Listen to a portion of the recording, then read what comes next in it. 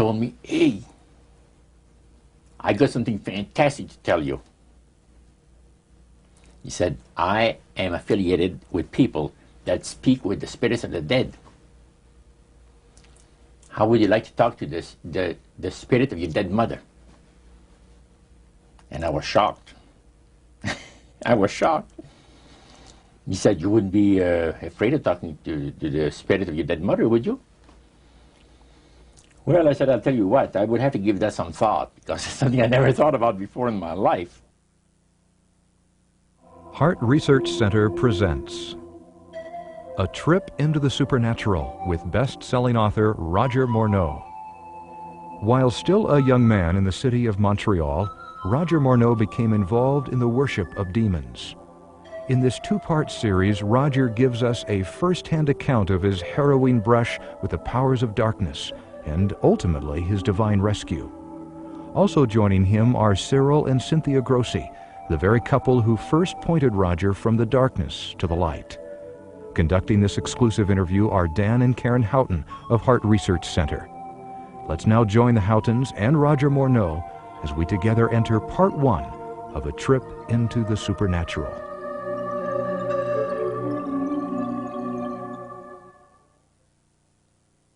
How in the world did you ever get involved in praying to demon spirits? Well, when I came out of the Navy after World War II, I was looking to take up a trade in Montreal, Canada. And at that time, I ran across a fellow that had been on a particular ship with me. And he said, hey, Morneau, you're alive. How nice to meet you. He says, let's have dinner tonight. I said to my boss, can I have the evening off? Because I was the assistant to the Windsor bowling alleys and billiard, you know. It's the high-class place in Montreal where all the dress manufacturing people go and relax. So I got the evening off, and I went out. We went out and had dinner. He told me, hey, I got something fantastic to tell you.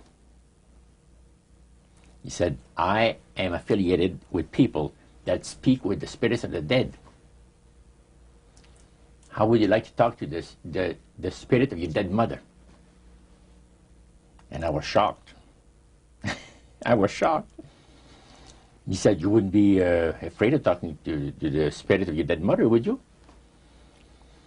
Well, I said, I'll tell you what, I would have to give that some thought, because it's something I never thought about before in my life. Most of us probably haven't. A little afraid of something like that. Well, he says, you know, it's written all over your face. You're afraid of going to a seance. But he says, I know you. He says, you're going to come. And then he started to tell me how brave I was when I was aboard ship, you know, different things. He says, you're not the same man. You're changed. You're chicken. That's all I needed to hear. I said, when do we go to a seance? So one Saturday evening, we were in the place. It was the very first time. Very beautiful place. A medium was a lady. She had a gorgeous new home in Montreal. And there were about 20 invited guests there, which I was one of them. And she communicated with the spirits for different people there, and telling them what the spirit said. And then there was one lady that had been talking almost continually before the seance started, and she didn't believe in the dead appearing and all of this and all that. And she said, well, I would have to see my dead sister, she says, to believe it. So while this the seance was going, one man said, I would like to talk to my friend that died 6 months ago, but I don't want him to appear. Just want to talk to him, because he says, I don't trust you talking to my friend for me. So the medium says, let me inquire of the spirit. Yeah, the spirit will talk with you. And that big masculine voice was heard in the place. It says, hi, Frank. It's nice of you to ask for me to talk with you. And they had a little chat. And after it was over, Frank says, this is the greatest thing on earth, to be able to talk with the spirits of the dead. Then the medium said, we have a very special surprise tonight for you people. A spirit will manifest itself openly here in a few minutes, and it's like a big gust of wind hit the building and right through the wall. Now the lights weren't terribly bright, but they were like living room lights, a couple of floor lamps and maybe some of these, and that translucent being seemed to come right out of the wall. How did you feel right at that moment? It's almost like my heart stopped a little bit. Very weird feeling. So it was a lady in a beautiful evening gown, swirling. And she said to Mary, my dear sister, you are so wonderful to have asked for me. And Mary fainted and fell right off her chair on the floor. And a couple of guys jumped up and picked her up, and spirit gone. And that was the beginning of it. That's how you got into it. Yeah, that's the way I got into it. After a while, you see, there's something interesting about the human mind. You can adjust an awful lot of stuff. You can adjust to a lot of things that would terrify you to begin with. After a while, they become common and ordinary. So you mean contact with the supernatural can become commonplace and ordinary and doesn't bother anybody? Yeah. In other words, the more that you do it, you're not uncomfortable. That's it's right. just not an uneasy feeling. Yeah. So how did you feel about it? Then I after got that? into a secret society that worshipped the spirits, you see. Well, now how is that different from the seance, Roger?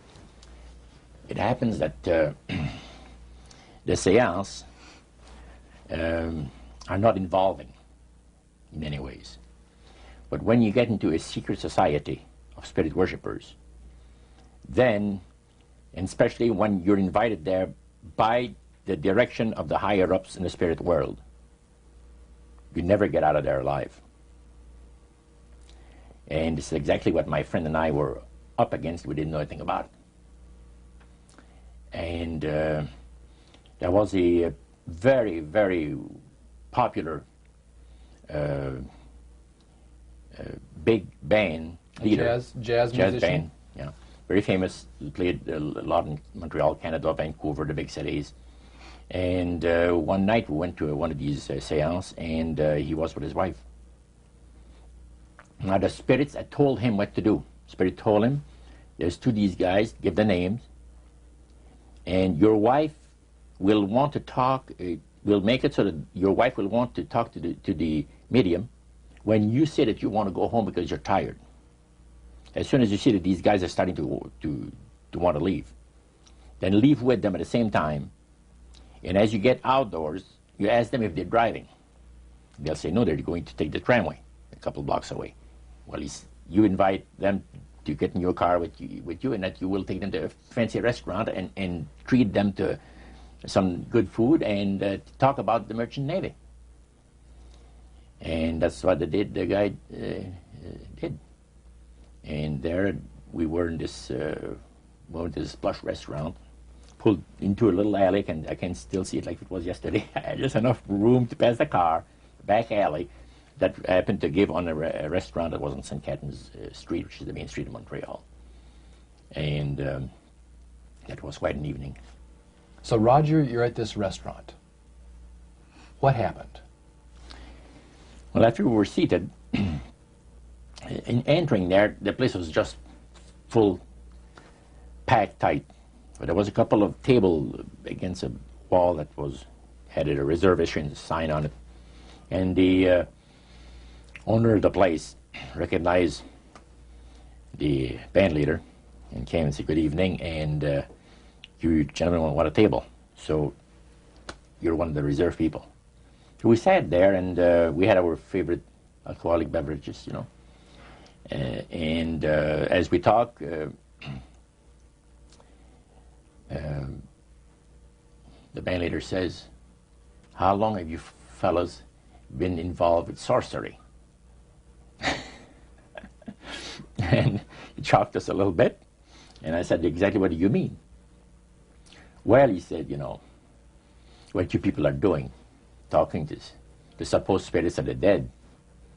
He says, this is silly. And this man had been at the seance with you. Yeah, oh yeah. And he's telling you that it's silly what you've just done. Because see, my wife, he says, goes to these seances because she gets comfort and she gets something good out of it, good feeling out of it.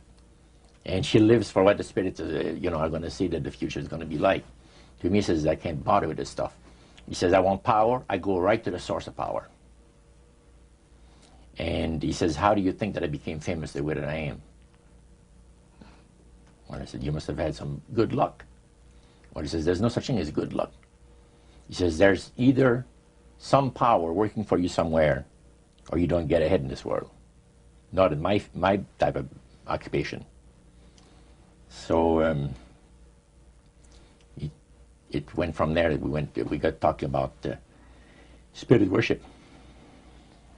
Did it intrigue you? Or did it make you want to find out more about what exactly he was talking about? Yeah.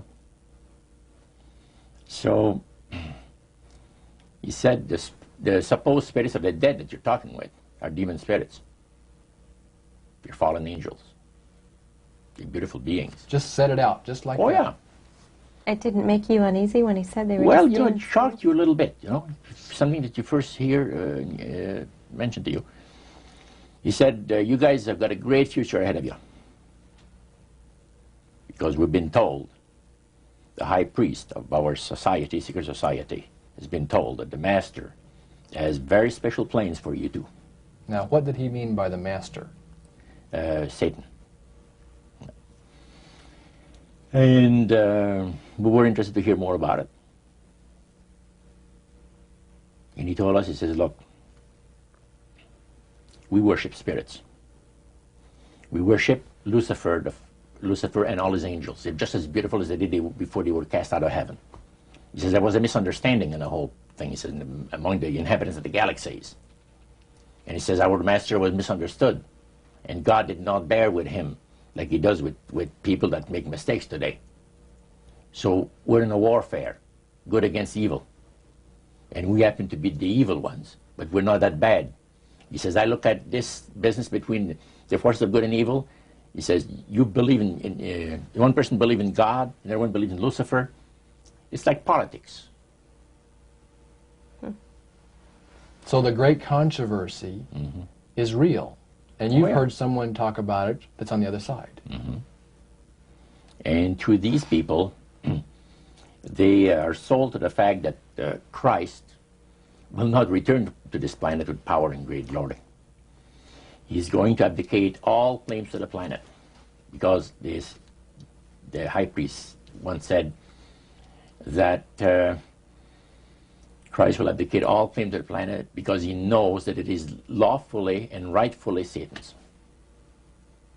And at that time, he says, Lucifer, you mentioned Lucifer a lot of times, but he mentions Satan also. He says, the master, usually they like to talk about the master will resurrect his people from the graves. Now, George is telling you all this, or the high priest? George. Okay, when the evening wound down, and you're putting a cap on all that, you guys had consumed some alcohol.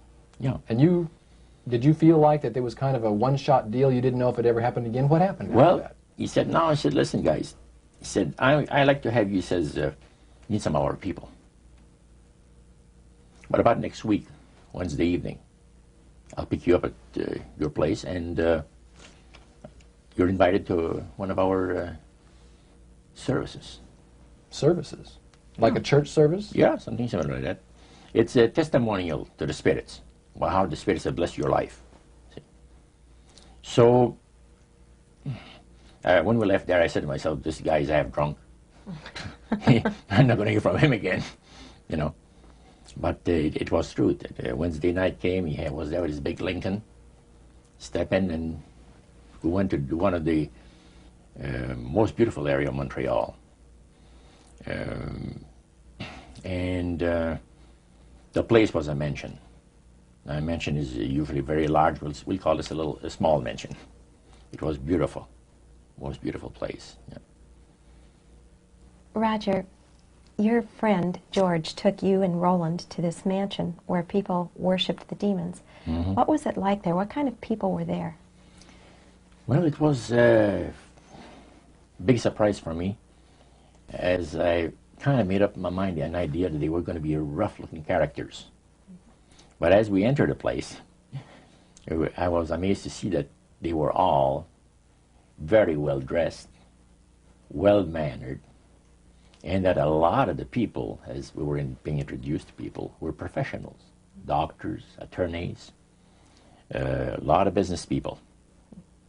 And see what they had a praise session to the gods, which is the spirit counselors, which are in charge of legions of spirits, of demon spirits. And they talk about what the Lord of their lives has done for them, because they call on particular spirits, like the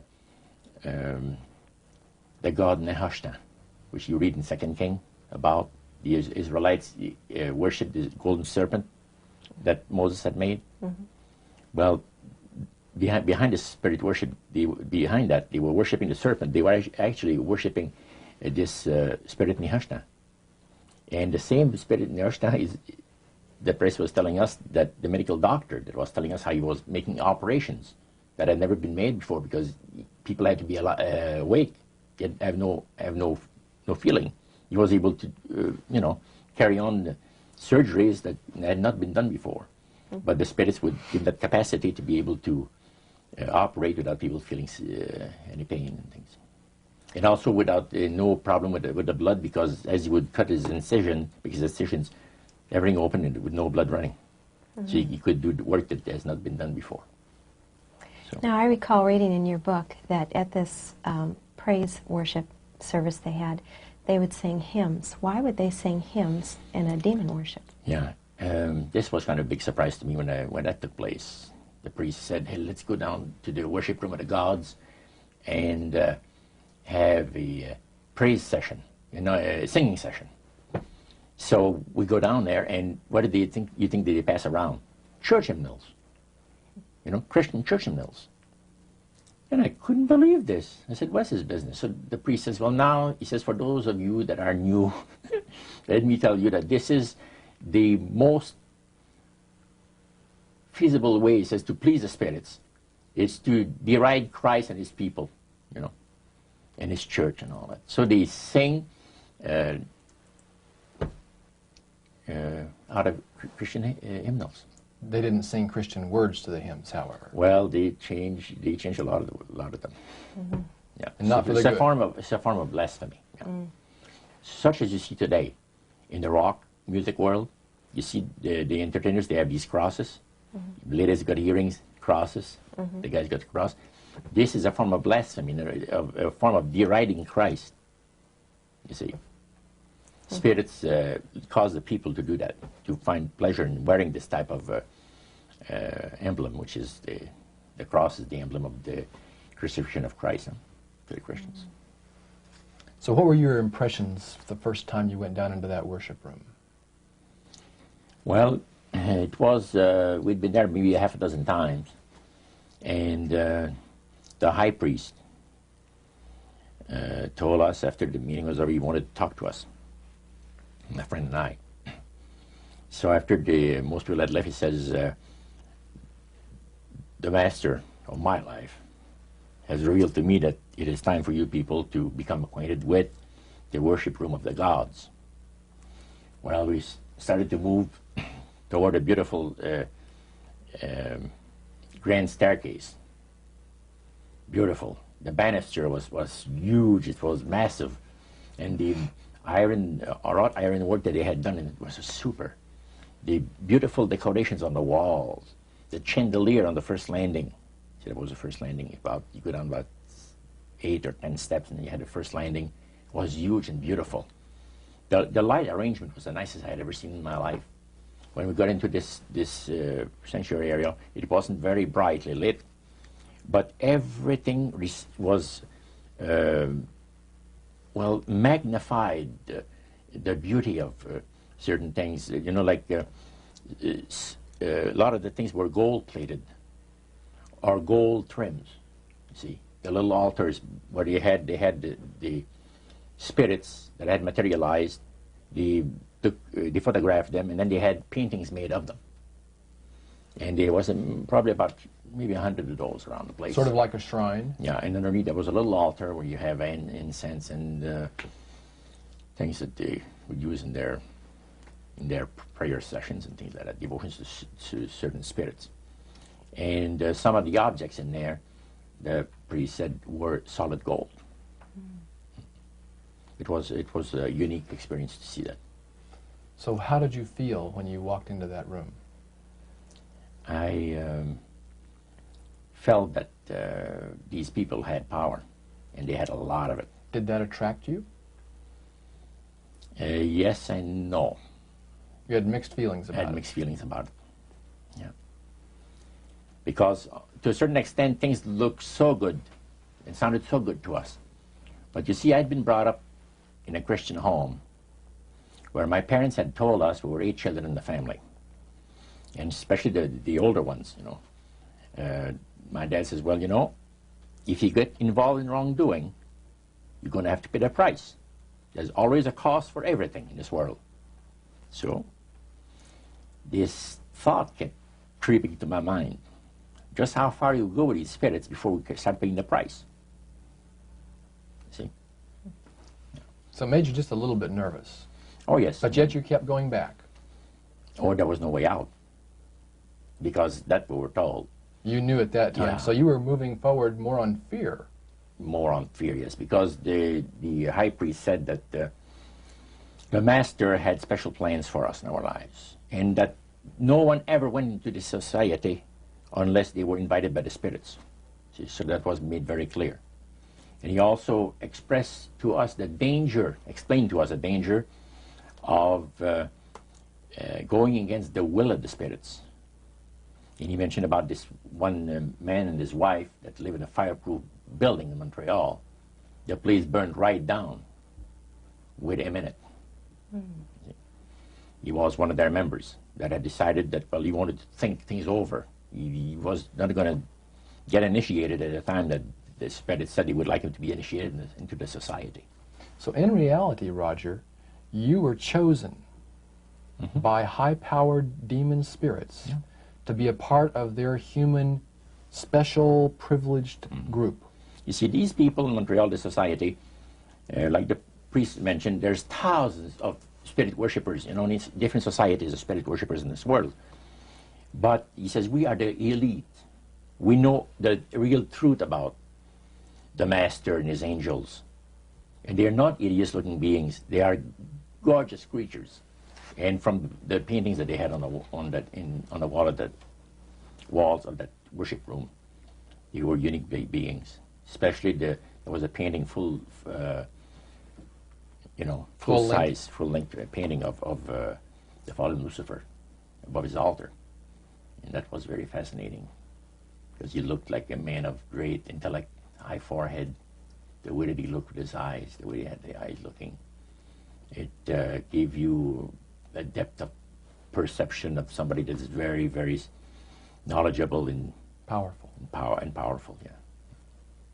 So Roger, this high priest that you talked about, he is the one that ushered you down into the worship room. Was he also the one that led out in the praise sessions that you talked about? Yes, and he had an assistant also, another priest. Okay. Now, when you would go to these praise sessions, what kinds of things happened at those sessions? Well, there's a lot of success stories. Positive mental attitude kinds of things? Well, yes, a lot of success stories. The masters has done this for me and that for me. I remember one lumber dealer, he had like half a dozen different operations in France of Quebec, and everything that he touched seemed to turn to money. You know? And he was telling about it. And then there's this other person that was a clairvoyant that would work only for the wealthy people, only for the super wealthy. He says, I have the know-how, They have the means, let them pay. So he advised in business transactions.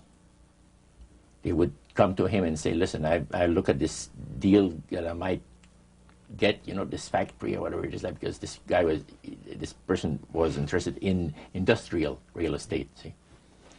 And he would talk to the spirit, and then the spirit was audible to him. See, you could hear the spirit talk to him, but the man did not hear. So the spirit was telling the clairvoyant what, well, he called himself an astrologer, reading the moons and the stars, and, you know. Now, what was the term you used for his title, this man? Clairvoyant. Clairvoyant. Oh, clairvoyant. Clairvoyant. Okay. Yes, and it was interesting. This person stood up and says, I had a nice little experience last week. And he says, the master, he says, they take care of you. This lady and her husband brought him, to this astrologer, a bundle of money. They said, this is the deal that you... And he works at only on percentages. Only on percentages. He doesn't work for set amounts of money. Only percentages of what the people are going to make. So he said, they brought me a substantial amount of money. And they were very happy with it, and I thought it was very reasonable. But then my guide, spirit, says, ask them when they're going to give you the other $1,700 that is really yours. And he says to the folks, I would like to know now, before we leave here, when will you have the $1,700 to give me? That makes up my part of, you know, rightful part of the deal. The wife fainted, and the husband says, we'll have the money for you in 24 hours. So that was this type of priest session. So he was thanking the demons for helping him to know that. Oh, yeah. Mm-hmm. Even spirits, yeah. At what point did this demon worship start to affect you personally, Roger? Well, it wasn't too long that the priest mentioned to us that the time had arrived for us to start trusting the spirits and give the spirits a chance to work for us. And there was a number of gifts that you could choose from, you see. And I used to play the horses, some. Not knowledgeable at all. I used to go to those bookies, you know, play the horse every so often. But I said, hey, I would like to be able to, for the spirit to instruct me on the numbers and the name of the horses that's going to win, you know, at Belmont or some other racetracks like that. Make myself a little money. So the priest says, it'll be given you. And sure enough, one night whether I fell into a trance or dreamed the thing, I don't know exactly what happened, but I saw 3 races that were really going to pay big. And these horses were dummies, so to speak. You know what I mean? They were not really good horses. They were like one horse paid 21 to 1 because he was that poor, right? The chance of winning was so poor that they paid 21 to 1 on him. And it showed me I saw the board at the bookie and the number on it. And I went there, and they said it was going to be on Saturday. That was like on Wednesday. A few days later, it was Saturday. I went there, and sure enough, there they were on the boards. I went to the wicket and handed some money and got myself a winner. Now I said, well, I'm a little crazy. I ought to put more money on there, so I put $20 onto the next horse, and that paid 21 to 1. So you know, I left there with maybe $400 or $500 in my hands, and I started to do that. In this case, I went directly down to the finest men's shop on St. Catherine Street, and bought myself a $200 suit. And in 1946, a $200 suit was... In 1946, people used to work at the RCA Victor, where I had worked before I went to the Navy, for $18 a week. Mm-hmm. And the good earners were $75 to $50 to $75 per week, you know, for labor. So the demon spirits looked on you so favorably, they began to help you win in your gambling. Then I went to other bookies, you see. And one day, I am told of the man at the cage where you do your bet. He says, my boss would like to talk to you. And he said, you go right through that door over there. Oh, sure. So I know the guy says, come on in. The guy's sitting behind a big desk, smoking the big cigar. So he says, you're Roger. I says, yeah. He got up and walked around me. He said, you don't look that smart. I said, what, sir? You don't look that smart. He says that you could pick horses that are winners when they're supposed to be losers. Where do you get your help? What do you mean help? I'm not getting any help. I just happen to go and... Oh, no. We've been watching you here, he says, for a number of weeks. And you always leave here with some of our good money. And I'll tell you, buddy, if you want a list of all the bookies in Montreal, I'll give you a list of them. But he says, I want you out of here. And don't show up again. Because somebody's going to put a... You know what I mean? I said, okay, sir, I won't be back again. So it's a tough business to be in gambling. So even with the Spirit's help, it was tough. Yeah. Well, it's stuff is going to shoot you, yes. Yeah. The high priest would say a number of things to you when you were in these praise services, and you went to a number of them over a period of time. Mm-hmm. Talked about the issues of the great conflict. You've already touched on that a little bit. I want you to follow up on that a little bit more, Roger. Some of the things that you wrote in your book, Trip into the Supernatural, sounds a whole lot like what we as Christians today know as the Great Controversy. Mm-hmm. What were some of the things that he told you there? Well, he says that there's a great controversy going on between the force of good and evil, between Christ and Satan. And they always praise the great master, Satan, as a super intelligent being that he is, beautiful to behold, and if he ever appears to you, you won't be able to look upon him because it'll be too bright. It'll just ruin your vision. The high priest said he was in Chicago, and the Spirit appeared to him and said, Morneau and his buddy, George, has invited them to the service, and the fellow that is in charge while you're away says that he's going to wreck all the work that the spirits have done for the last few years to get these people into the society. So the high priest, which is in Chicago, picks up the phone and calls, and the Spirit appeared to him, and he said the angel was so bright that he could not look upon him. And he says after he picked up the phone to dial, he couldn't dial the phone because of the fact that his vision was so terribly blurred by the light, the beautiful light of the bright being. And he asked, dial 0, and the operator came on, and she had to, dial for him. And they talk about many, many things in regards to, who's going to win this conflict.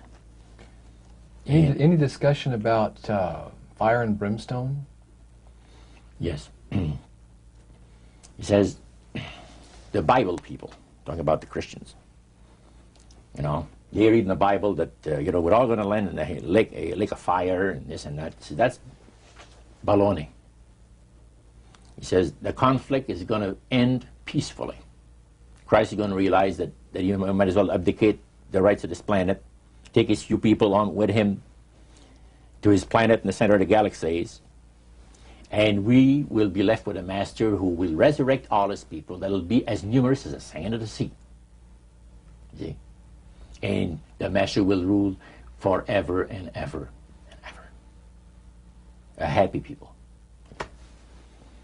And he named some of the people that's going to be there. I don't want to mention the names because they're known to history. Yeah. So that was quite impressive. Did you always feel, Roger, that these people were telling the truth? Oh yes, yeah. They really had things down straight. But I was not satisfied with the answers. And there was something, and I understand now it was the Spirit of God saying, hold back, fellow. Hold back. And The priest had talked about us thinking seriously about being initiated into their cult. Right. So they let you come to sort of take a look-see, but you can't go back for several months. Oh, yeah. It's not a matter of whether you're going to be initiated or not. It's when. Okay. You see? So they begin to press you for a commitment. So the priest said, look, fellas, I'm not going to pressure you into anything, okay? But I want to show you what the spirits can do for a devoted servant.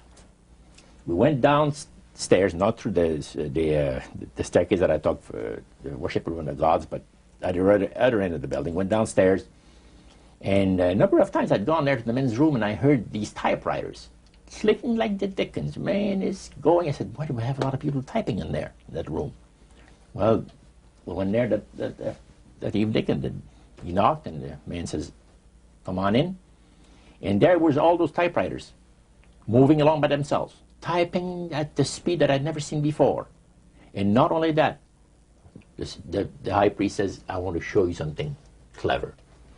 So he says, follow me. So we went around the table. There was like 2 long tables, and they had about 10 typewriters.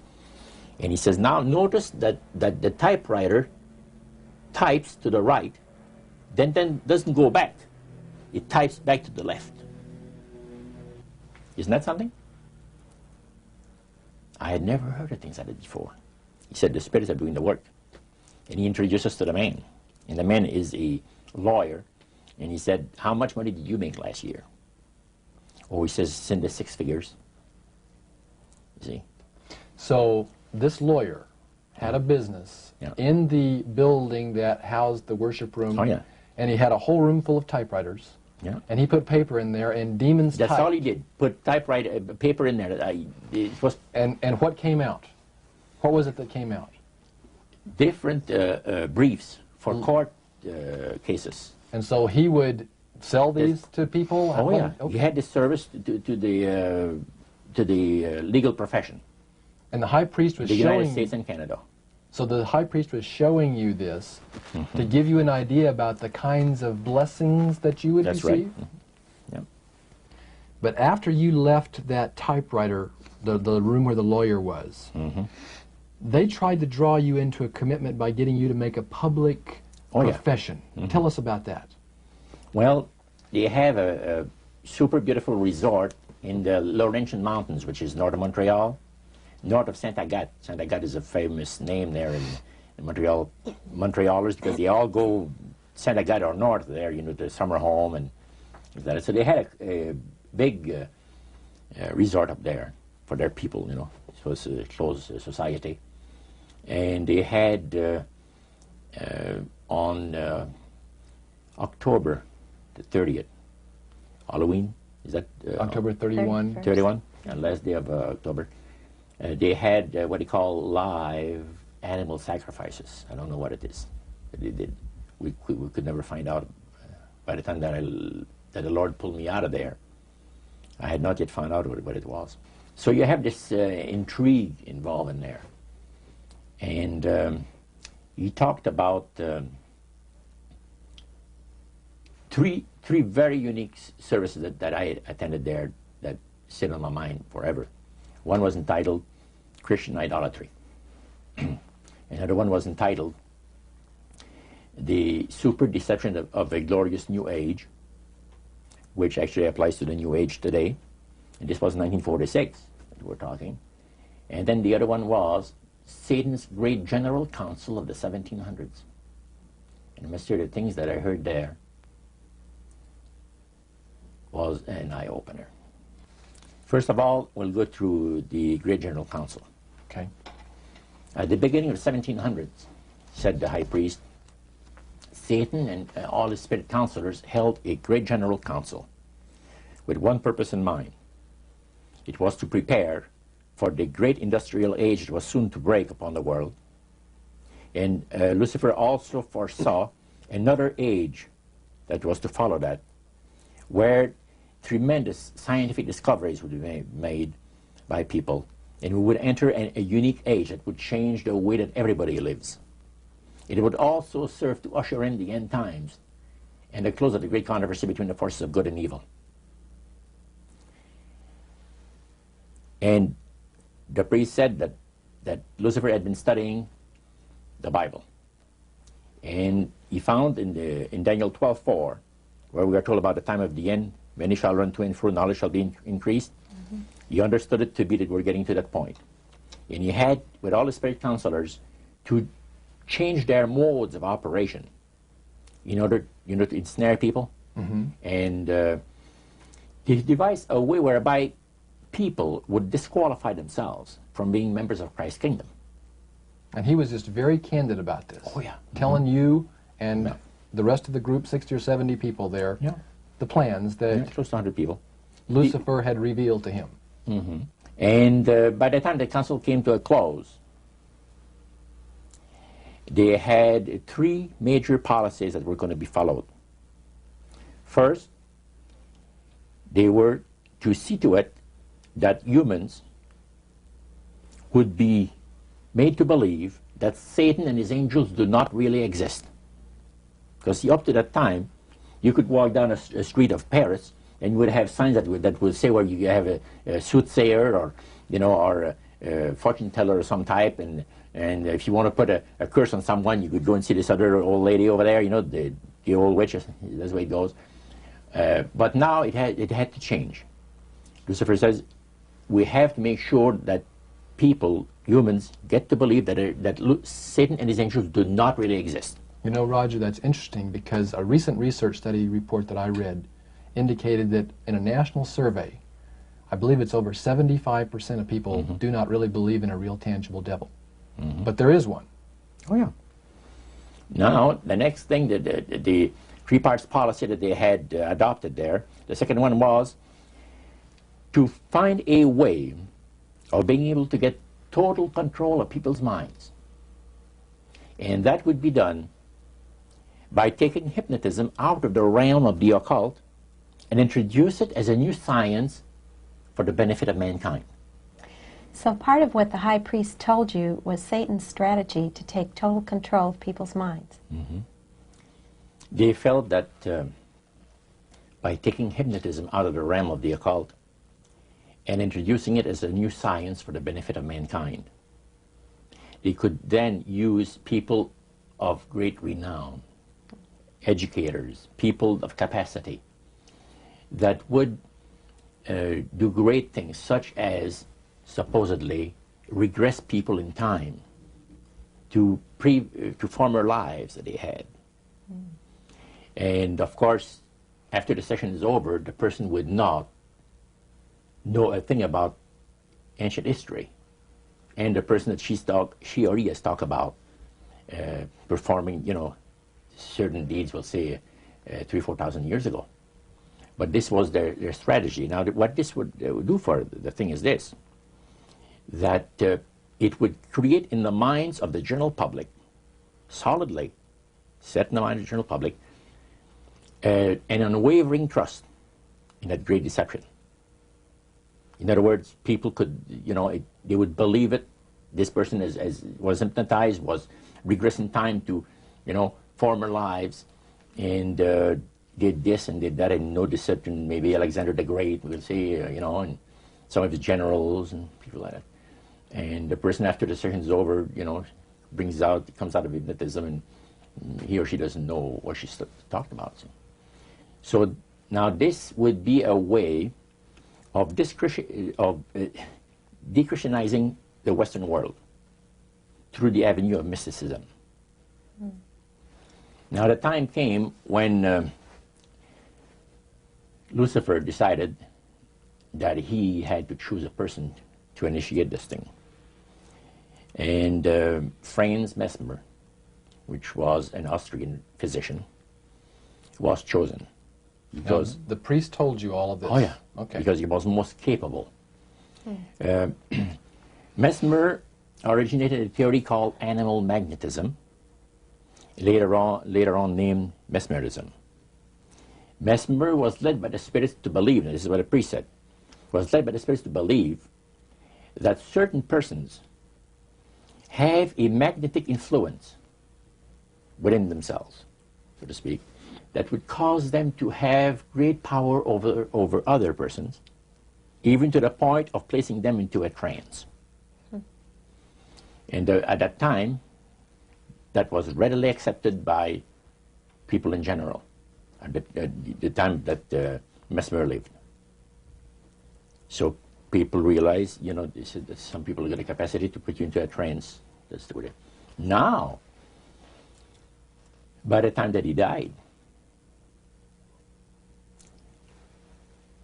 in 1815, a lot of the physicians in Europe were using hypnotism as a means of anesthesia. Now, hypnotism is the same as mesmerism? That's right. Okay. So mesmerism that's been developed to a higher degree of refinement. And the priest went on saying that the plan of Satan to deceive the human family this way, he says, is the most intriguing thing to his mind. And he went on saying how it was going to be brought about. He said that a fellow by the name of Darwin and another fellow by the name of Thomas Henry Huxley would be used by the spirits because in their childhood they had been hypnotized by medical doctors. And they figured that they would be real good subjects to lead the people into this belief that they had, that Satan wanted to bring into people's lives. Now, what were those 3 points again, Roger? The 3 things were, number 1, that they did not want Satan did not want the human family to think that he or his angels existed. Right. The second point that you made had to do with taking control of people's minds. That's right. The third point was what? Was to destroy the Bible without burning it. Okay. See? And what was his strategy on that? On that, it was very interesting. Because after the Great General Council, it was decided that Satan would tutor Charles Darwin personally in setting up the principles of his theories of evolution. He was tutored by Lucifer himself, fallen Lucifer. And at that time, it was understood, Satan and his spirit counselors understood that if a person was led to believe in the theory of evolution, it would, in his life, destroy completely the creation week of the Bible, the fall of man, and the plan of redemption. It would do away with it. In one fell swoop. Yeah. Now, he made a unique statement. He said that according to the spirits, anyone that teaches a theory of evolution is considered to be a minister of a great religious system. See, they call it the religious system, the theory of evolution, because it is a system of schooling people and getting them to disqualify themselves from being members of Christ's kingdom. And he said that every teacher of that theory is recognized by the spirits as a person of great value and receives a very special unction from Satan himself, giving great power to induce spiritual blindness, to convince and convert. 3 capacities are given to those teachers of the theory. Then, that's not all.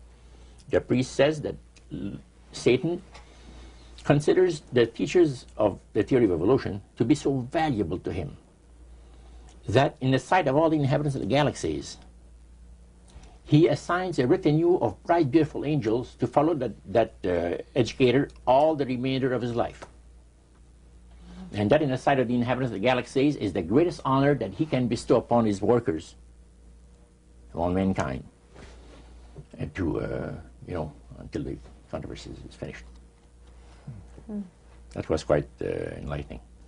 Now, the high priest was talking just sort of like a preacher would talk up front. Was he enthusiastic? Did he seem like he had bought into this and was excited about it? Oh yeah, he believed it 100%, no question about it, so everything. Why would he be so excited about spirits trying to deceive human beings? Because obviously out of this council of the 1700s, deception was a major part of the strategy. Why? Well, he says it's deception It's like politics, you know. You believe in one candidate, the other person believes in the other candidate, and they're fighting to get you know, the position, and it's just a matter of who's going to be the smartest. And with Lucifer, the fallen cherubim, he's very smart. He's going to win, and Christ's going to abdicate the rights of the planet. He's going to resurrect his people, have established his kingdom that lasts for ever and ever. God won't be able to destroy him because it would be against God's, the Creator's nature to destroy Lucifer in the fire. Beside that, he said, spirits now, demon spirits, have the capacity now to outlive fire. He says, you don't believe it, go to India or some of those countries where they have firewalkers. And it's done by the power of demon spirits. These people are energized by demon spirits, so they can walk on those hot coals without burning themselves. And this is what the high priest said. And he says, if they want to use fire, they can use it. It's not going to burn anybody. So that's the way they believe. So this high priest was almost talking to your group in an evangelistic fervor. Oh yeah, because he figures that he's going to be one of the higher ups in the great kingdom. Okay. Now, of the group that was there that night, 60, 70 people, I think you've mentioned before. Yeah, it varied. How many of those were people who were hardcore members, and how many of them were new inductees? Well, we were the only two youngsters there, so to speak. You and your friend. And how old were you at that time, Roger? I was about 20. 20 years old. Mm-hmm. Yeah, 20 years old. Did you have a feeling of awe over the fact that you had been chosen? Yes, in a way. And then I got thinking about this. When am I going to have to pay the price? The cost. My parents had brought me up like this. If you get involved with evil, you're going to reap what you sowed. So you want to be upright in life. And if you associate with evildoers, they'll probably land you in jail or somewhere else that you wouldn't want to be. So there's always a price to be paid. So you had that little something maybe instilled by your mother and father a long time ago that kept you from making that full commitment. Now, one of the things that really amazed me and shocked me and made me sick at heart is when the priests talk about Christian idolatry. What is Christian idolatry? The priest mentioned that word. Yeah. Tell us what he said, Roger. He said that Christian idolatry is the most grandiose or great deception that has ever been brought upon the human family, upon mankind. And he says, and he boasted that demon spirits are continually defiling Christian churches through the avenue of necromancy by using a form of spirit worship that involves hundreds of millions of Christians into idolatry without their being aware of it. Now, what is necromancy? Describe or define necromancy for me. Their belief, popular belief of necromancy, is to conjure the spirits of the dead. So that you can speak with someone who has died. Right. Like the seance that you originally went to was the practice of necromancy. Now, the priest says that the super deception is brought about in only one way. Through the deceptive belief that man has an immortal soul that lives on after death. And he said that constitutes idolatry through necromancy. So he says there are hundreds of millions of Christians that are practicing idolatry while they think they're glorifying God. See? Because they believe that the soul is immortal. Yeah. They may not be talking to the supposed spirits of the dead. Oh, yeah. Contrary to popular belief, necromancy does not consist of conjuring the spirits of the dead. The reason being that man is totally mortal and does not possess an immortal soul. So who are they talking to? He says the friendly demon spirits that have always found over the centuries great delight in impersonating in apparitions departed loved ones and persons of great renown. Now, friendly demon spirits. Friendly demon spirits. Are there more than one kind of demon Oh, yeah. spirits, Roger? Well, there's three main divisions, and then there's divisions within those divisions. You have the friendly demon spirits that seem to have the finesse and the refinement, and they're not upset about what happened when they were thrown out of heaven from what I gather. Then you have the warriors. They like to bring misery and destruction in the lives of people. Then you have the oppressors. The oppressors are the real wicked spirits that hate God with all of the Creator with all of their might. So he went on explaining. He says, now, necromancy is in reality a belief, a religious belief. People believe that the dead have entered into a higher state of existence than they had when they were alive. Also that they are in a position and have the capacity to help the living here on earth. See? Then he said, he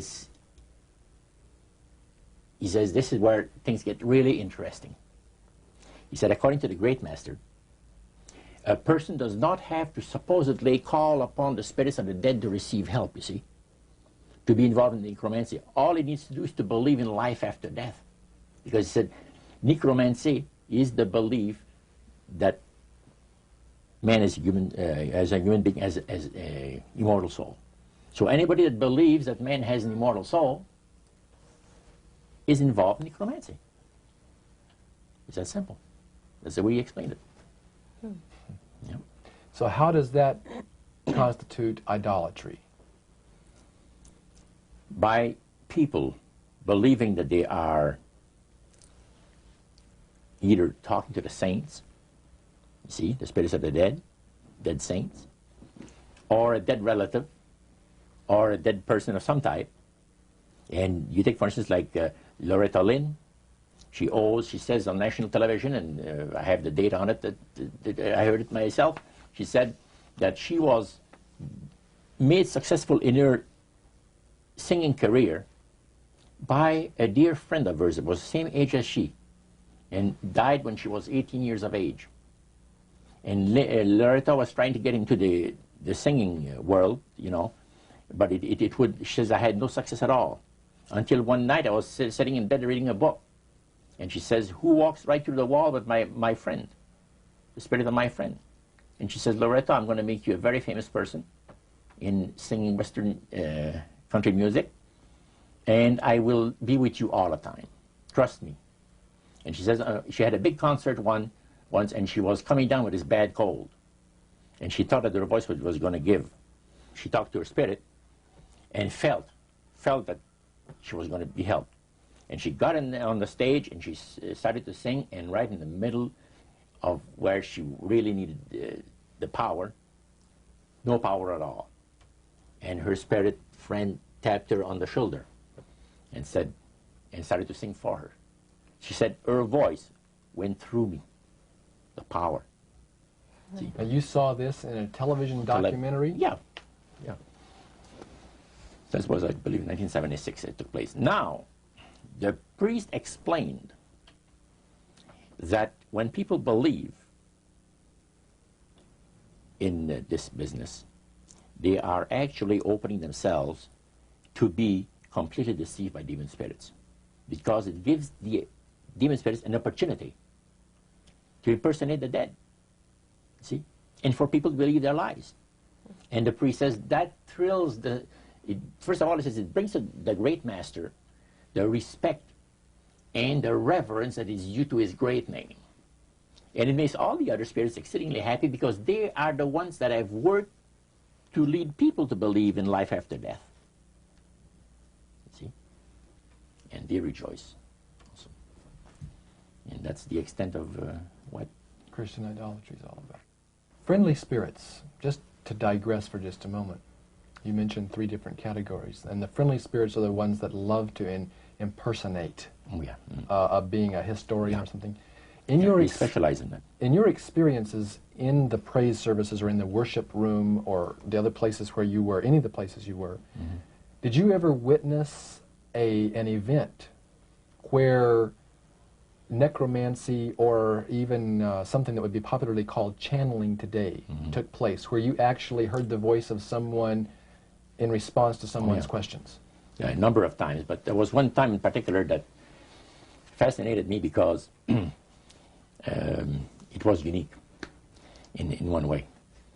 The priest told us that there was a French historian that was affiliated with Montreal, University of Montreal, which is a French university and the English university is McGill. So the University of Montreal is the French university. And this man was from Paris, but he's affiliated with the university. And he wanted to have some details in regards to Napoleon Bonaparte and one of his generals. So, by the way, there are also, in other parts of the world, elite spirit worshippers like the group that we had in Montreal. And he mentioned there that, he said, you guys are fortunate when my friend and I went in, because you're right in time to see something very interesting. My friend there is having his devotions in the worship room of the gods, and he will use a trance medium to converse with certain demon spirits that will inform him in regards to ancient history about Napoleon. And sure enough, we went down there, and somebody came up and said he's ready for the session, and we went down there, and he said he would need 3 people. You would need 3 people, but he wanted 5 people that volunteer to be the channel for the spirit. Okay, so three of them were chosen there, and the others went back and sat down. And the man shook his head a little bit like this. His eyes went glazed, and he stayed at it for a half hour. And the spirit spoke to him. He said, I'm a spirit counselor, and what would you like to know? And he had a clipboard, the historian, and asked him some questions. This historian was from Paris. Yeah. And he was wanting information. Some detailed information about Napoleon Bonaparte and one of his generals. And so he asked the questions of one of these human beings that was channeling. Oh yeah, the voice changed and everything. The voice changed of the person completely. Okay. And it identified itself as a spirit guide. Oh yeah, spirit counselor, yeah. Okay, a spirit counselor. And Yeah. and then proceeded to tell him all the events that he was asking, Yes. answer his questions? And there was a certain question that was asked, and the spirit counselor said, I will have Lord Remy and Lord Alphonse duplicate, in other words, the dialogue that had taken place. Oh, And little drama. Yeah, A little and the 2 reenactment. other men fulfilled what he was looking for. But the one thing that interests me is the mayor of Montreal, Camillien Hood.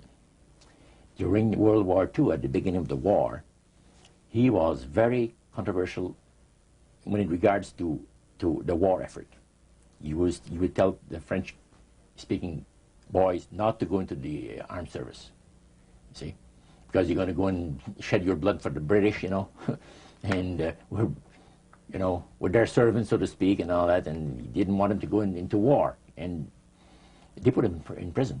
He was jailed for the length of the war for this. Now,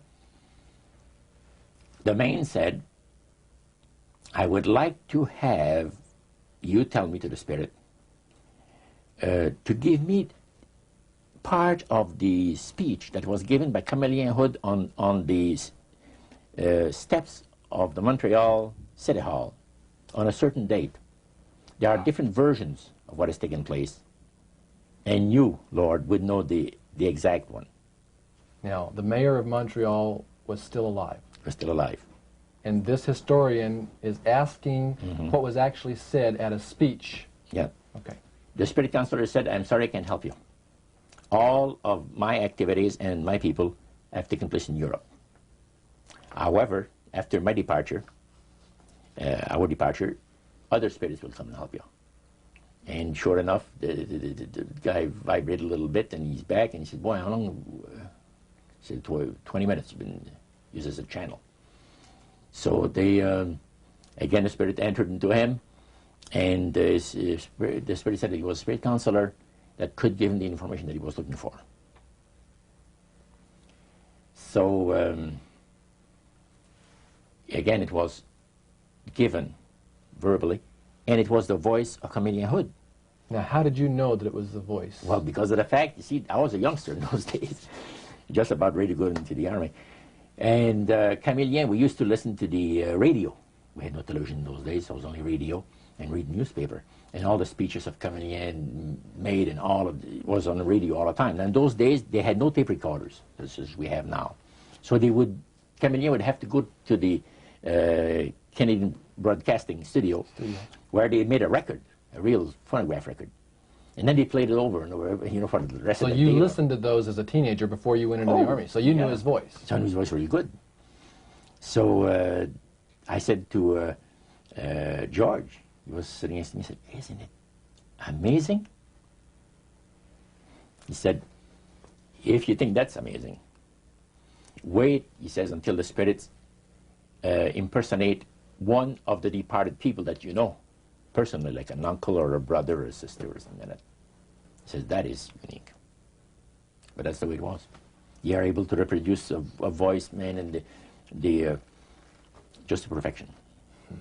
The spirits are exceedingly proud of this, because, and this also was right up my alley. The priest said that as the times on this planet gets more and more difficult, and calamities of all kinds are striking the planet more and more frequently, demon spirits are going to impress people with the importance of Sunday sacredness. Roger, when I was a teenager back in the 1970s, I remember a song that came out talking about the age of Aquarius. Mm-hmm. And since then, we've seen the development of the New Age, and I wondered if back when you were involved in spirit worship, if they talked about New Age at all. Oh yes, it was a big thing that was coming up. One of the major deceptions of the last days. And the priest told us, we talked quite a while, and then he said, "Could I have a little bit more of your time? I want to tell you something very fascinating."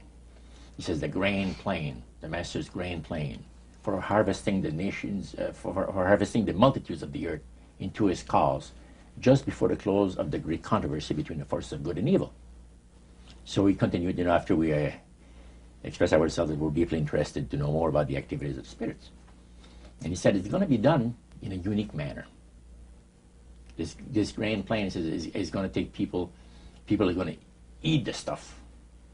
Because he says spirits, demon spirits, will declare themselves to be inhabitants of far distant planets in the galaxies that are coming to warn the inhabitants of planet Earth of the impending destruction of the planet, unless something seriously proper is done to avoid it. And he went on saying that they will claim to have out-of-body experiences. Are you familiar with out-of-body experiences? I've read about them. In other words, so there's some persons are supposed to be able to, they believe in their immortal soul. Astral projection. Yes, right. Goes into different parts of the world and sees things and come back, and then they write all about it. I've heard of that. So, due to the fact that the millions of the earth, people, believe in people having an immortal soul, it has to be readily accepted when the spirits will, through a trance medium, converse with influential people of the land, you see. Now, what is a trance medium? It's a channeler today. What is known today as a channeler? Channeler, yeah. Okay. Shirley MacLaine's experience of getting involved with spiritism and with the supposed inhabitants of far distant planets in the galaxies, I taped the whole thing. It's 3 hours. And you were hearing the fulfillment of what this high priest had said 45 years ago. Yeah, exactly. So he went on explaining about the fact that the spirits will show themselves willing to give valuable guidance that will not only help people avoid the destruction of the planet, but it would cause them to enter into a higher state of existence. For instance, he said the spirits will promise, and this is a big word, promise, that if their recommendations are followed carefully, they will usher in a glorious new age of peace and prosperity, and there'll be, there'll be no more wars, you see. There'll be no more famines. There'll be no more people getting unhappy with one another. Neighbors will love neighbor, and social unrest will not take place no more. It'll be there'll be perfect happiness for 1,000 years. That's what the Spirit is going to promise. And Almost like the Garden of Eden created all over again. And now we find that a lot of preachers are preaching the great age of glorious new age of victory, victory over wars, victory over social unrest, victory over famines, and victory over all kinds of. And he used the words New Age to describe what was coming. It would be a glorious new age, yeah. And this is exactly what the movement is all about today. And he went on and said, as I said a little earlier, that as life on this planet becomes more and more difficult, and calamities will strike the planet more and more frequently, the spirits at that time are going to put all their effort to impress religious leaders, to bring before the masses of the earth the sacredness of Sunday. See? They will teach Sunday sacredness. And with the religious leaders, looking forward to 1,000 years of perfect peace on earth, they will put all their effort into it. Then laws will be passed by governments. One person asked, what's going to happen about people that don't believe in the Spirit's recommendation? The priest says, that'd be no problem at all. Laws will be passed by governments that will force people to go along with it, regardless of whether they believe in it or not. And he says the law enforcement officers will explain to people, make it clear that such a law is necessary to assure the well-being of all people. He says the laws will be passed with no effort at all. And then he went on and he said about the fact that the venerability of the sun, which in ages past was such an irritant to the Creator. All these great nations and other nations, of smaller ones, were all involved in sun worship. And in those centuries, the Creator found that teaching of worship of the sun to be a terrible irritant. And he said, it is going again to take place, but not in worshiping the sun, in remembering Sunday to keep it holy. He made a statement I would never forget. He says, by the observance of the day upon which the master, Satan, has placed the unction of his authority and power, he receives homage, regardless of whom people claim to worship. Isn't that something? So, can you understand now why I had 28 Bible studies in 1 week and started to go to church on Sabbath? And I never missed since until I became sick. The issue of a day of worship came up in that meeting. Was Sunday the only day mentioned? Well, you see, the priest mentioned, yes, about the fact Satan has chosen Sunday as his day. The Creator has chosen the seventh day of the week. Lucifer has chosen to call his day the first day of the week, Sunday. See? And regardless of what people claim to worship, worshiping God, the Creator, by observing that day, that particular day, they are bringing homage and respect. Now, at that time in your life, you were 20 years old or so. Had you ever heard of a Seventh-day Adventist? Never in my life. In that meeting... They didn't talk about Seventh-day Adventist. They talked strictly about Adventist. Well, they just talked... But they did... The word Adventist was mentioned.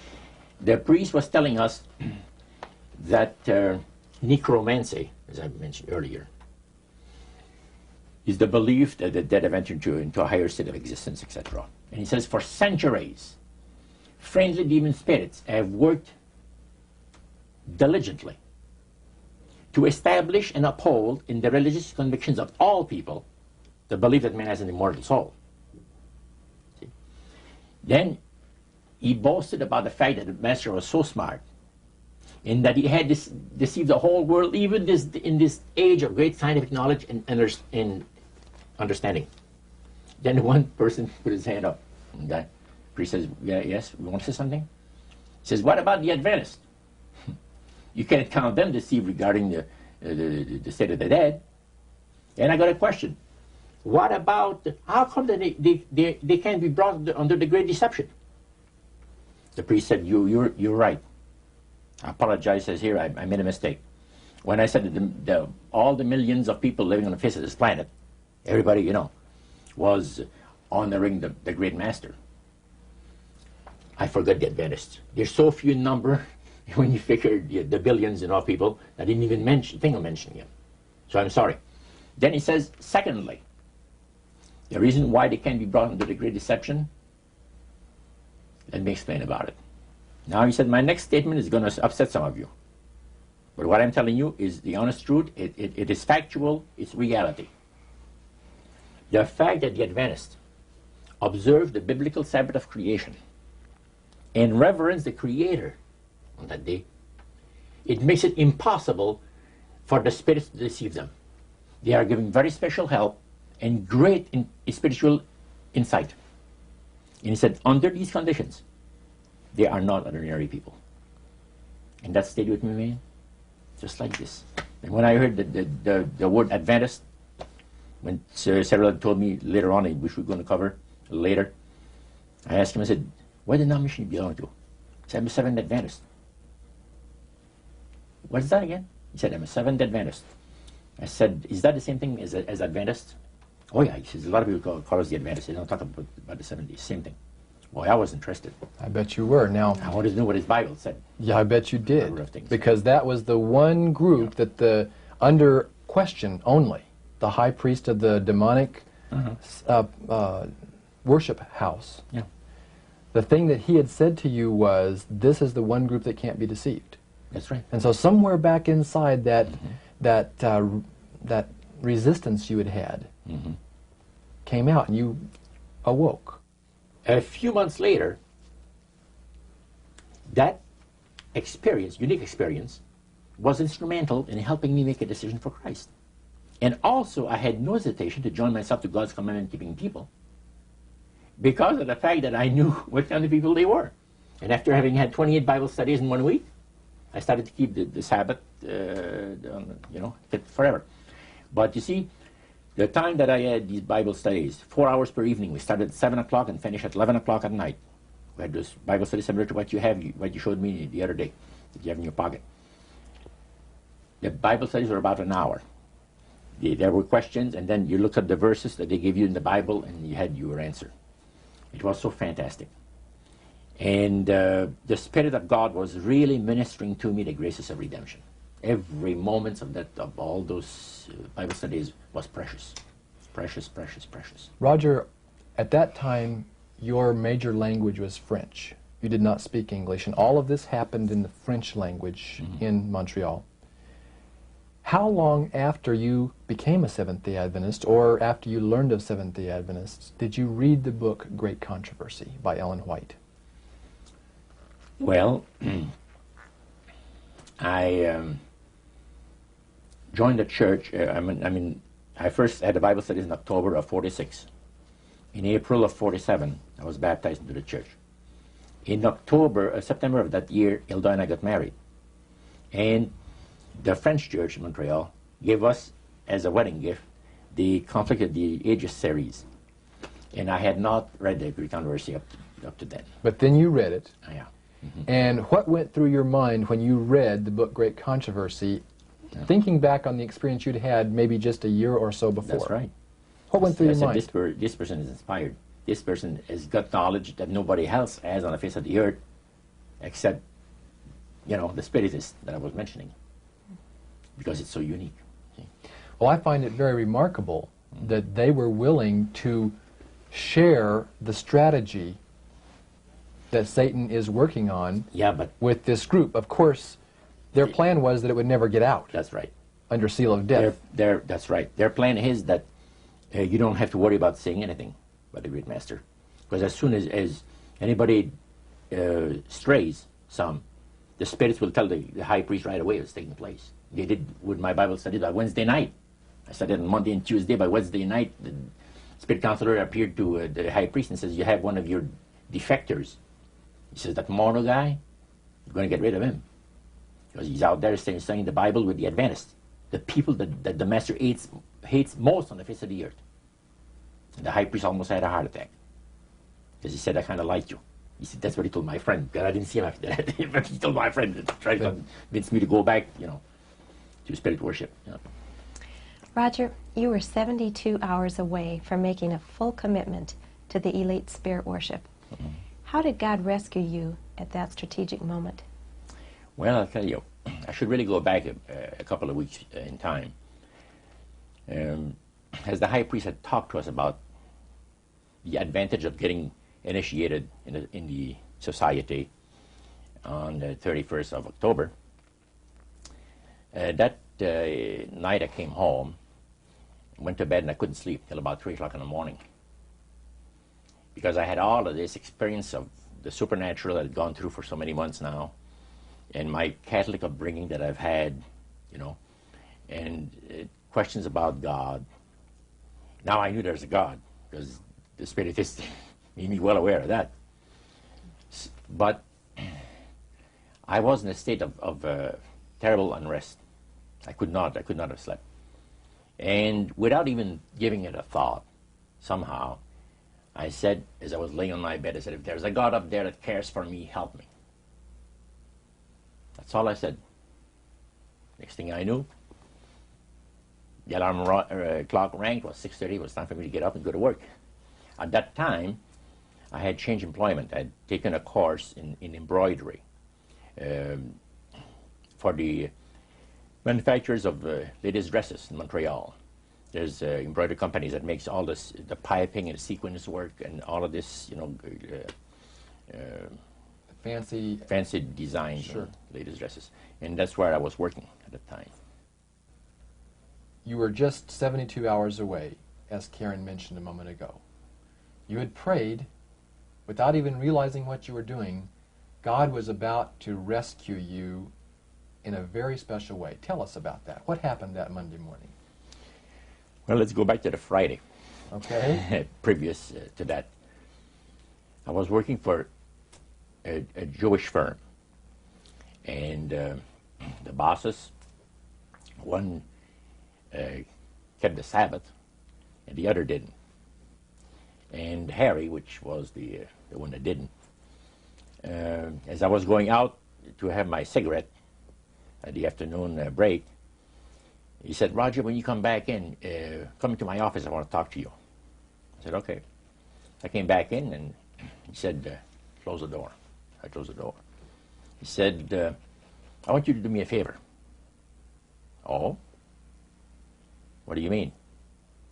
Well, I'll tell you what. He said, you notice yesterday or a couple of days ago, there was a fellow here that I showed around the shop. And, yeah, I said, yes. Well, he's going to be starting to work here Monday. And he's not just an average guy. He's a Christian, but keeps the Bible Sabbath. I said, go over that again? He says, yes, like the Jewish people, he keeps the 7-day Sabbath. Saturday is the 7th day of the week. Well, I said, let me tell you, sir, the nuns have told us that there's been a mistake made in the calendar, that actually what shows to be Sunday is the 7th day of the week. Oh, no, he says, there wasn't no mistake made in the calendar, he says. Saturday is the 7th day of the week, and you see it on your calendar, and he says it never was changed. And Sunday is the first day of the week. Oh, and I said, that's interesting. I said, I'm going to have to go to the library and check this out. Oh, you don't have to, he says. He pulled out his desk drawer open, pulls out his big dictionary, and he looks up Saturday. And it said the 7th day of the week. And he looked at it on Sunday, and he said the first day of the week. Okay. Well, I said, that's pretty interesting. Now, here's what I'd like you to do for me. I'd like you to, first of all, I'm going to have this man work next to you, on the machine next to you. And don't tell him that I want to know what denomination he belongs to. You got to be very tactful. You have all the time in the world, even if it takes a month, he says. He says, I tell you what, he says, it's the craziest thing. He says that I've been thinking about this guy, and I can't get him out of my mind. about this, the fact he's a Christian and keeps the seventh-day Sabbath, keeps the Bible Sabbath. And he said, you know, I got more important things to think about than stuff like that. So he said, I want to find out what denomination he belongs to, and I just did. I said, why didn't you ask him? Well, he said, no, I wouldn't do that. That's too personal. Okay. So he wanted you to ask him and find out for him. Find out and not let him know that, you know, the boss was interested, you know. So Monday morning came, and the new fellow came in, and the boss introduced him to the people. There was about maybe 50 people working in that plant. And he said, Cyril's an accomplished embroiderer. We'll be very happy to have him here with us, and, you know, made a little speech. Then he walked him to his new machine, and he says, Roger, meet Cyril, and I shook his hand, and we started to work. And it was not more than about 20 minutes that I was working that my machine started to skip stitches. So what happened? You have to stop and back up where you were. And I was working on sequence. In other words, the sequence come up. There's a row of thread behind it. They're all set up, and it's on a spool. And then the needles put them in there. And when it skips, you got to stop, back up, start over it from where it left off. It wasn't too long that I'd done this 2 or 3 times. And that really made you happy, I bet. Man, I was mad. And as a French person, usually they don't go easy on the saints and gods. That was, using some language was not that great for Cyril. But anyway, I called the boss over. I said, come and see this machine, I'm having trouble with it. He checked it, worked on it for 5 minutes, you know, work with it. Beautiful. I sit down again, start to work, the same thing happens over again. Harry, after he tried that 2 or 3 times, he said, Joe, come over. He's the old guy that knows everything about everything, you know, in the shop. So he looks at the tensions and adjusts things, and he says, it's working beautiful. Well, I started to work again, and another 20 minutes after, the same thing, and I had to stop the whole thing. By then, you know, it was time to go out for the coffee break. Cyril and Cynthia, so good to have you folks come down and visit with us for a short time today. And Cyril, I want to start off our visit by just asking you about an experience you had, I believe, almost 45 years ago. That's right. You had gone to work at a new embroidery shop in Montreal, Canada. Mm-hmm.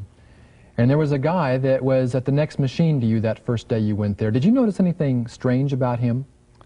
Yes, I did notice he had some peculiarities that, well, to say the least, they were different. First of all, when he worked at his machine, when he had a little malfunction, he knew how to, well, criticize the machine by using some language that was quite offensive, to me at least. He would curse at the machine, and in both French and English. He was quite a linguist. And when my machine would break, he noticed that I would just fix it and keep on working. There was a difference, and he noticed a difference himself. We were both behaving differently when our machines didn't function right. Now, so that very first day, there were problems with the machines. Your machine and his machine had problems. They both had problems. But you had a chance at the break time to get acquainted with him. And how did he approach you? Well, he approached me with a question, sort of. He said, I noticed that when your machine gives trouble, you don't get angry. You just fix it and keep on working. And I told him, well, it didn't make sense to get angry with the machine. It's an inanimate object. And he sort of apologized for his getting angry with his machine. And we started a conversation there, and it gave me the opportunity to sort of introduce him to some of the things I had experienced just a few days before. And what were the things that you had just experienced a few days before? I was getting some Bible studies from a minister named Elder Warren Taylor. And although I wasn't an Adventist, I was quite moved by those Bible studies because of the fact that as he gave the Bible studies, he kept it quite simple. And he would prove everything he would say, even if it's from the Bible, he would prove it. And in some cases, he proved it from worldly books such as the Encyclopedia Britannica. And he gave good evidence of everything that he was saying was true. So I started walking out, and I told Sarah, I said, have you ever seen such a crazy thing as this, the trouble that I have with this machine? No, he said, it's a new machine. I said, brand new machine, just a month old. He said, that's very unusual. So we go downstairs, and I said, do you have any suggestions how to fix this problem?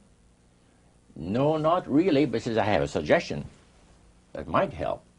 He says, I heard you, he says, calling upon God, but it was not in the way that I would have liked to hear you talk. He says, go easy on God, he says.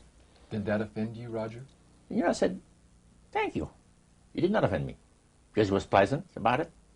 And I said, you know, I said, thank you. I said, I'm sorry if I offended you by my language. He says, it didn't bother me. I said, by the way, I said, this is the opening. You're quite a religious man, I understand. Yeah, he said, I read the Bible and go to church. That's great. I said, what denomination do you belong to? Well, I'm a Seventh-day Adventist. Excuse me? Repeat that again? He says, yeah, I'm a Seventh-day Adventist. Did that shock you?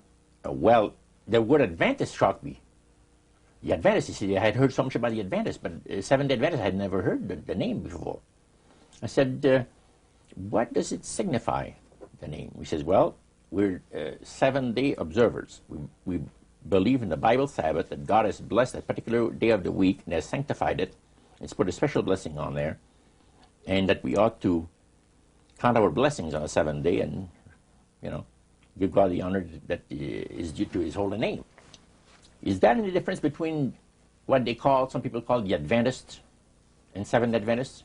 Oh no, it's just the same people. Most people just talk about the Adventists, and people know that they're talking about the Seventh Adventists. Then your interest was really piqued. Now I said, man, what a unique thing to have happened to me, that I meet one of these guys. You're together out there at your first break time, and you're discussing the language on the job when the machines had broken down, but you had an opportunity to begin to share some of this newfound faith that you'd been discovering. Right. Did you find him to be interested, open?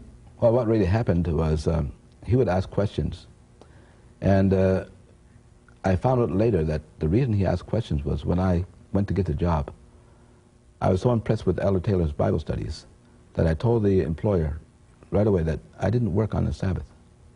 He said, well, that's all right. You don't have to work on Sunday at all. I said, no, Saturday.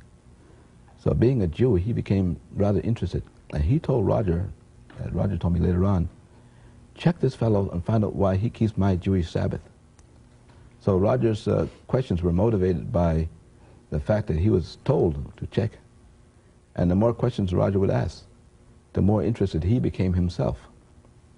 So as he became more interested, and I told him more, he suddenly said, I want to hear more about your religion.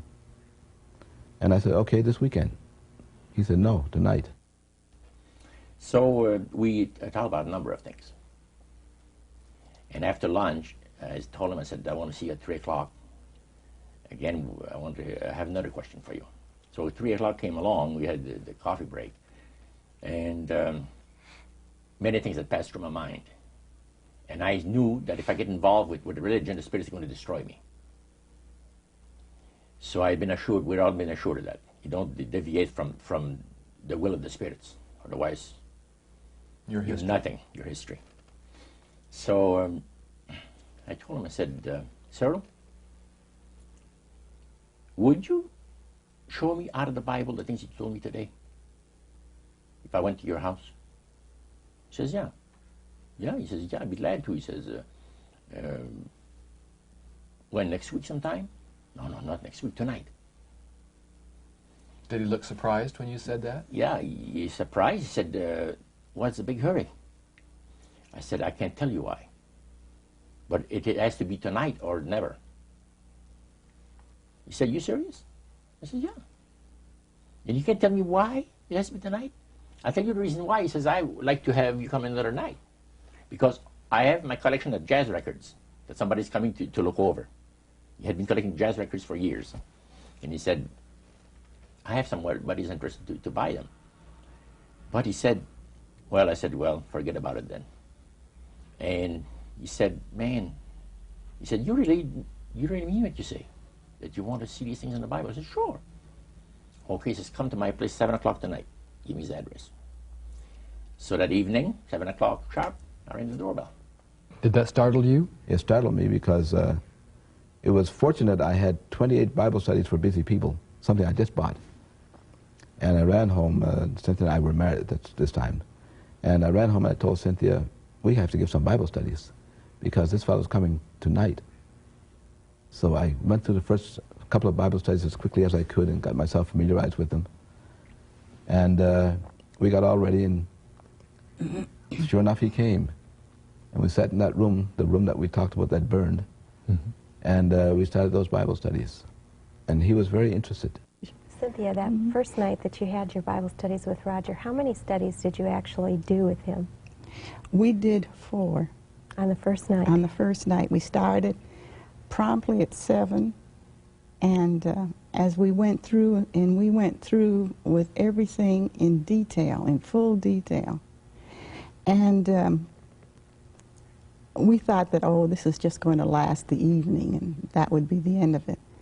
And then he said, no, he says, let's do the next one. So each one, so we didn't finish until about 11:30 or quarter to 12. And when we finished, he'd sit around and talk. By the way, he was a chain smoker.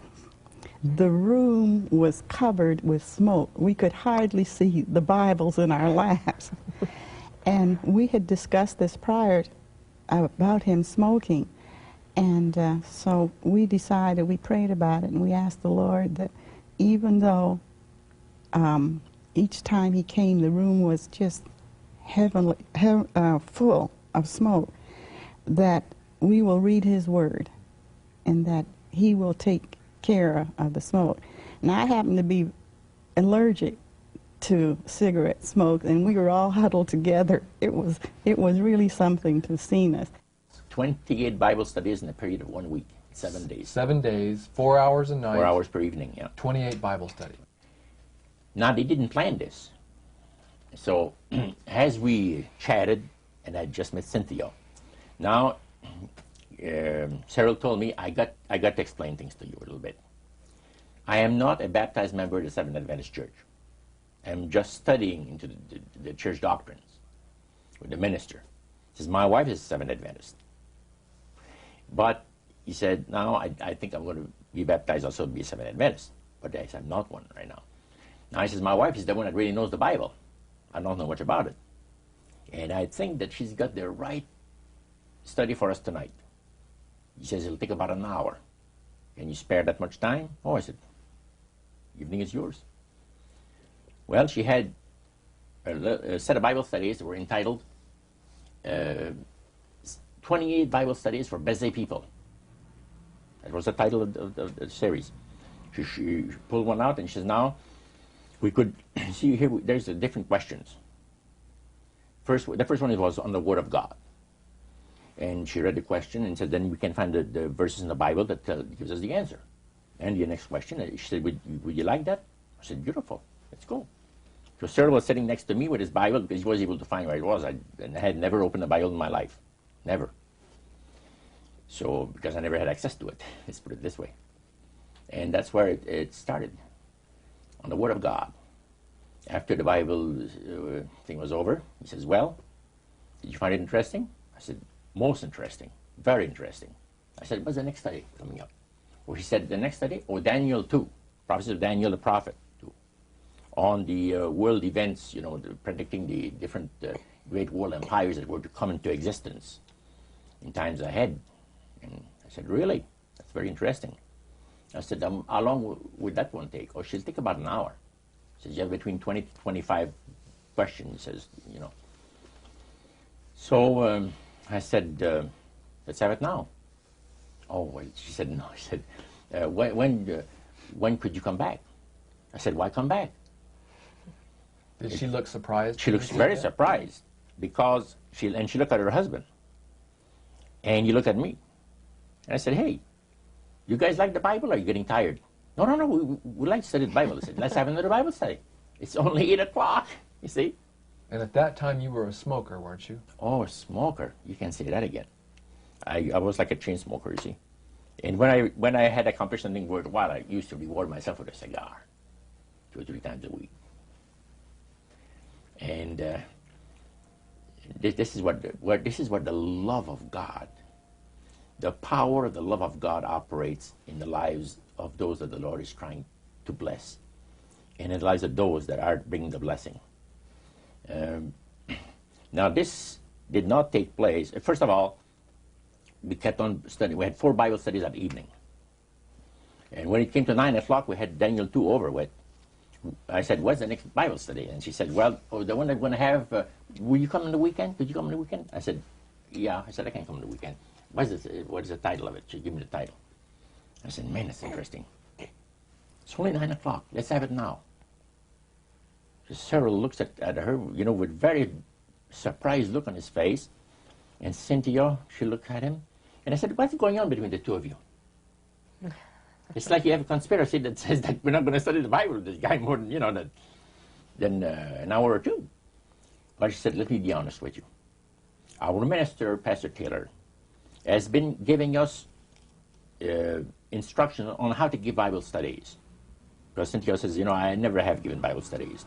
And we really wanted to know how to give Bible studies to people that ask us the reason of the hope that is in us. And he's told us exactly how to do it. You have 1 Bible study per week. If the people are exceedingly interested, you could have 1 in the middle of the week, another one. But never more than that. And she says, we've already passed our quota. So the reason, Roger, for their hesitancy was not the fact that you were blowing smoke in their face. Oh, no. It was because they were trying to follow the instructions that their pastor had given, and you were asking them to break all those rules. That's right. Do you think they could sense your urgency? Sarah and Cynthia told me later, yes.